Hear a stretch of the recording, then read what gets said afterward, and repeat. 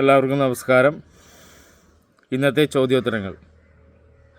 ഇന്ത്യയുടെ ആകെ വിസ്തീർണം 32,87,263 ചതുരശ്ര കിലോമീറ്റർ.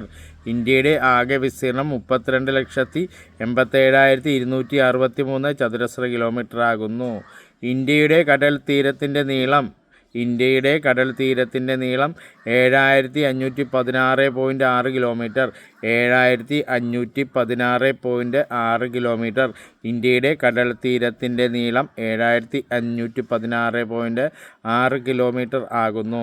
ഇന്ത്യയുടെ തെക്ക് വടക്ക് നീളം 3,214 കിലോമീറ്റർ. ഇന്ത്യയുടെ തെക്ക് വടക്ക് നീളം എന്നറിയപ്പെടുന്നത് 3,214 കിലോമീറ്റർ ആകുന്നു.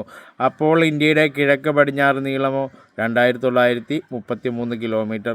ഇന്ത്യയുടെ കിഴക്ക് പടിഞ്ഞാറ് നീളം 2,933 കിലോമീറ്റർ ആകുന്നു. ഇന്ത്യയുടെ മാനകരേഖാംശം 82.5 ഡിഗ്രി കിഴക്ക്. ഇന്ത്യയുടെ മാനകരേഖാംശം 82.5 ഡിഗ്രി കിഴക്കാകുന്നു.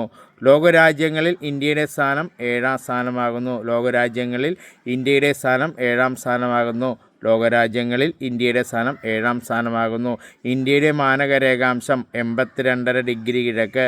ഇന്ത്യയുടെ കിഴക്ക് പടിഞ്ഞാറ് നീളം 2,933 കിലോമീറ്റർ. ഇന്ത്യയുടെ തെക്ക് വടക്ക് നീളം 3,214 കിലോമീറ്റർ.